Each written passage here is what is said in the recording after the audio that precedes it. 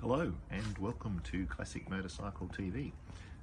I'm your host Paul, and today we have for you in our next episode Kawasaki. It's a series of bikes from the Special K for you guys to have a look at. In the meantime, I'll get back to working on this, the MV312R. Discovered the headlight wasn't working out in the middle of nowhere a couple of weeks back. Turned out it's one of these little suckers, headlight relay.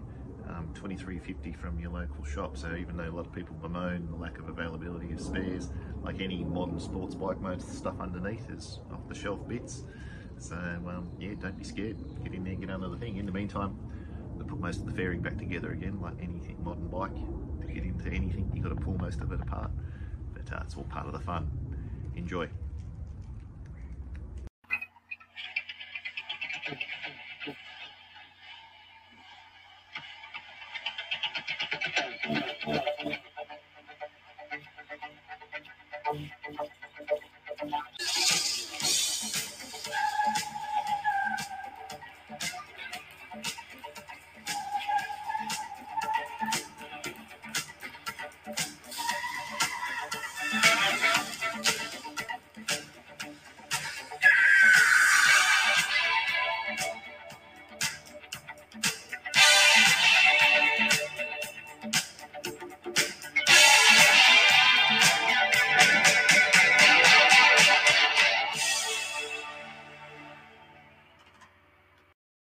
Next bike in the collection is I guess you'd call genre-defining bike, the GPz600, first of the 600 super sports.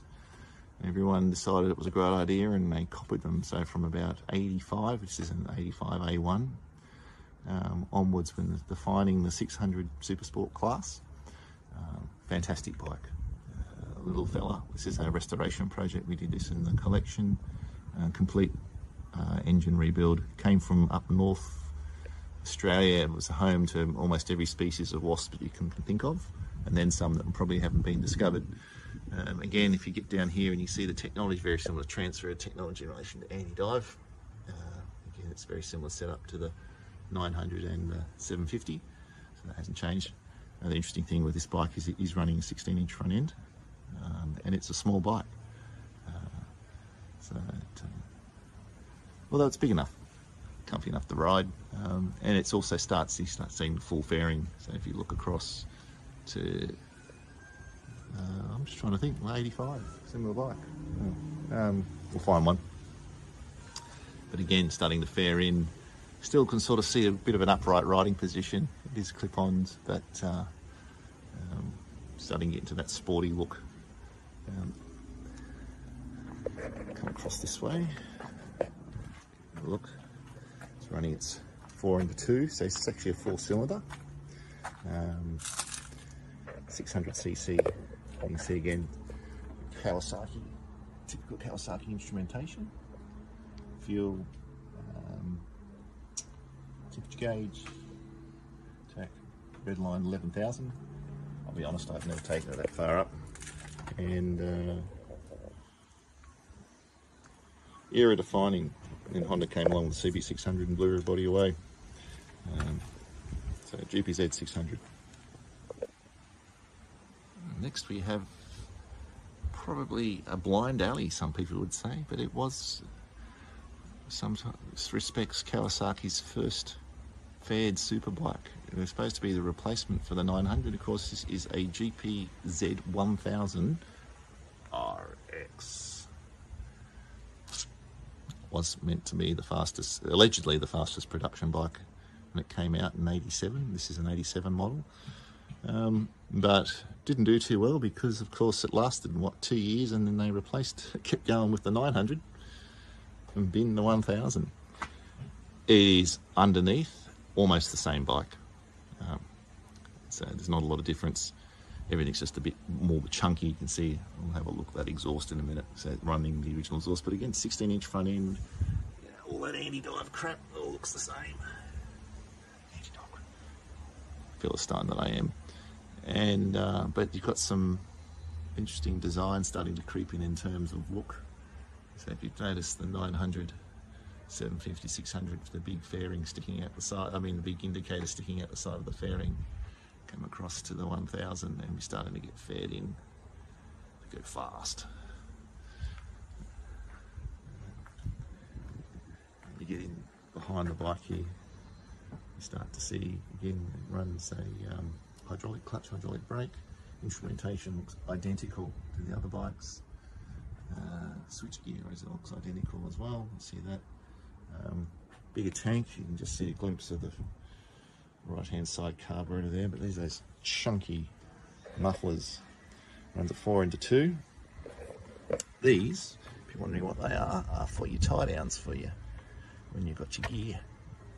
Put your tie down straps. Bit of a module and a bit of a Jesus bar for your passenger as she goes flying, well he goes flying off the back.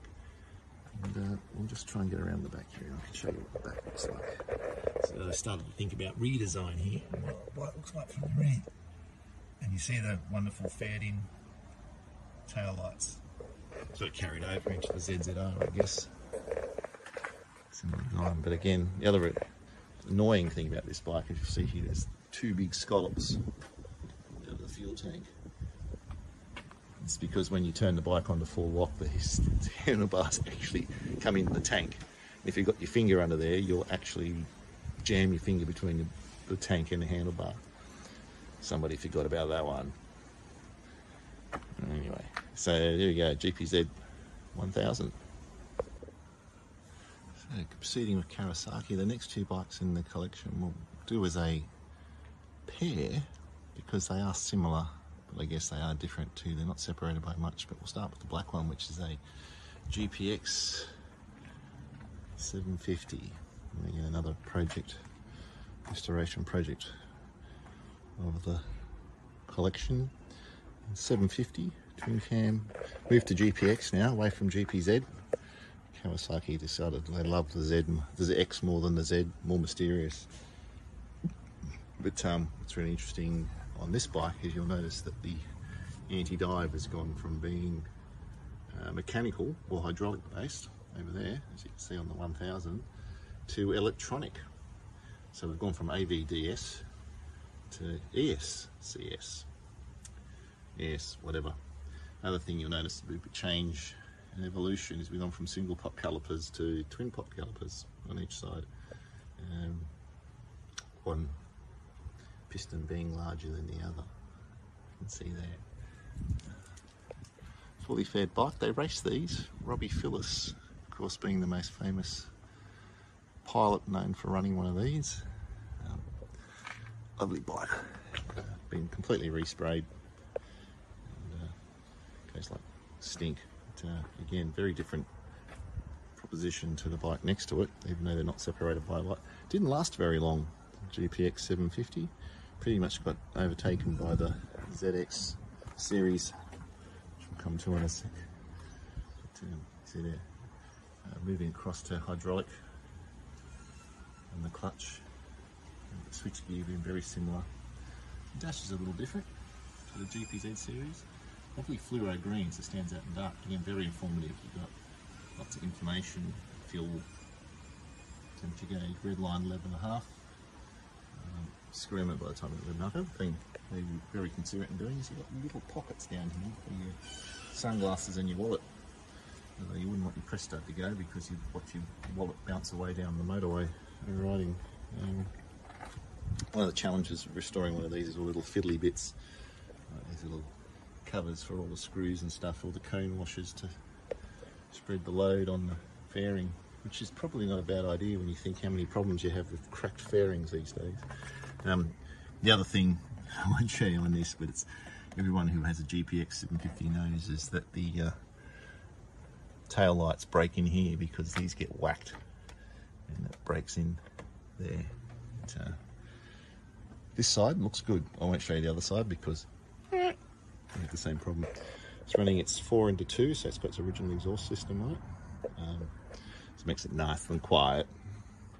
But again, with a bike that likes to run hot, so you've always got to keep your eye on the temperature gauge.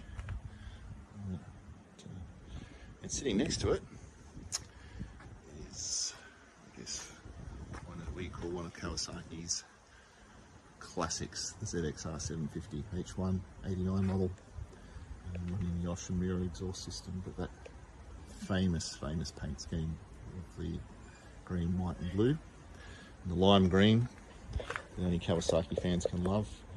But you see that reasons finally prevail down here on the front brakes. You can see all the anti-dive stuff is just gone. We've just got much bigger disc profile. Have a look at the difference in the disc. Swept area on the disc on the GPX versus the swept area of the disc on the ZXR, which always makes for fun when you're trying to pump the front tyres up or the rear tyres up. But fantastic piece of machinery.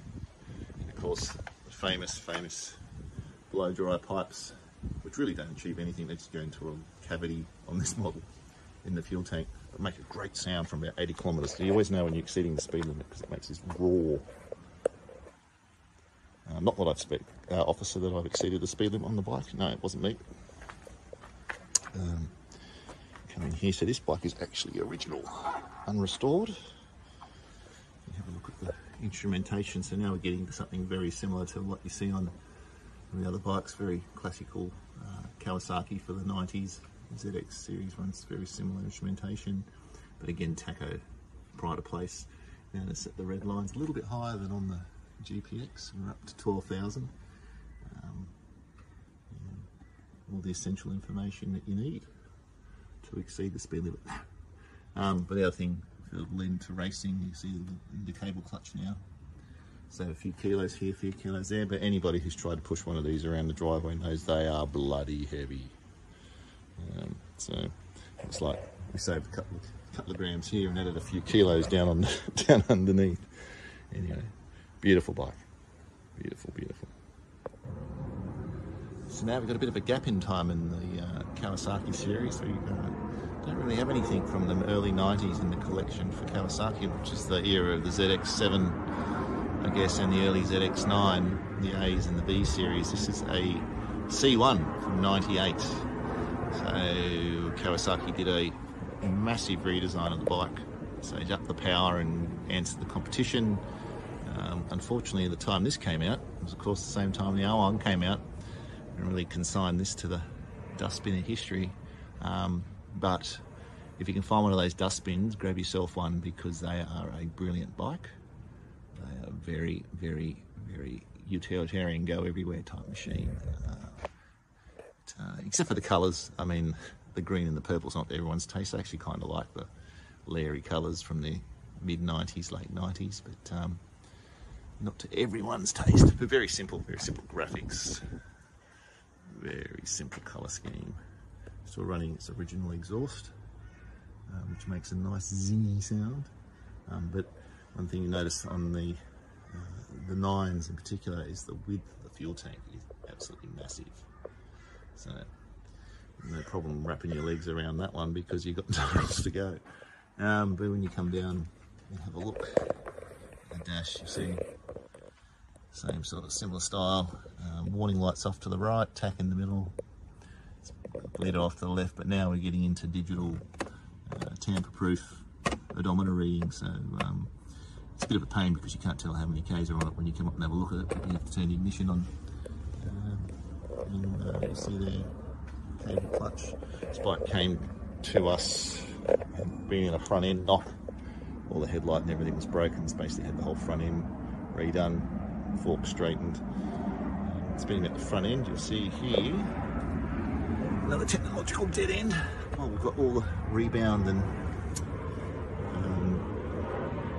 adjustments at the front end there on the fork leg, but you see the 6-pot front brake caliper, because in an attempt to increase the pressure area for the brake pads to try and improve braking pressure. And a bit of a dead end, because from what I understand is when you actually really were on it, your middle piston would have a different expansion rate to the outside pistons because of the heat, and therefore it would stick, particularly if you're using them for racing. That came from a mate who raced these sorts of things. Anyway, she's unrestored. You can sort of see it's got a few battle scars on it. It looks all right from a distance, so let's just keep that distance, hey? Okay, next is where we start getting to Kawasaki's loony bin machines. So of course, about this time, the ZXR1100 and 1200 have been around for a while, and coining the phrase hyperbike. And here is our hyperbike, the ZX12R. I think it's a little bit more sensible than the 14s. They start to look a little bit too weird. To me, the 12 still looks like a motorcycle, or designed by somebody who thought they knew what a motorcycle looks like. Of course, it's a genuine 300km/h bike. Not that I've done 300km/h on it, but it is an absolutely wicked piece of machinery. It's very original, 2002. Great bike for touring. It's comfortable enough that you can sit upright and not get sore shoulders, but powerful enough that when you get on it, you can cruise at 100km/h, the national limit here in Australia, all day. Come around and show you the dash. So now it's a bit like the Honda Firestorm that we looked at before. You can start to see that all the temperature gauge and everything's all now digital. Odometer's digital. Has a clock, but again, you can't, unlike the BMW, you can't see the clock when the ignition's off. Pride of place in the middle of the tacho, 11.5 red line. Geez, I'd hate to imagine how fast you're going at 11,500 RPM. But I can remember this thing coming on cam at 4 grand in 6th gear and whoosh. So you need to be keeping an eye on that one on the left there. Brilliant piece of machinery.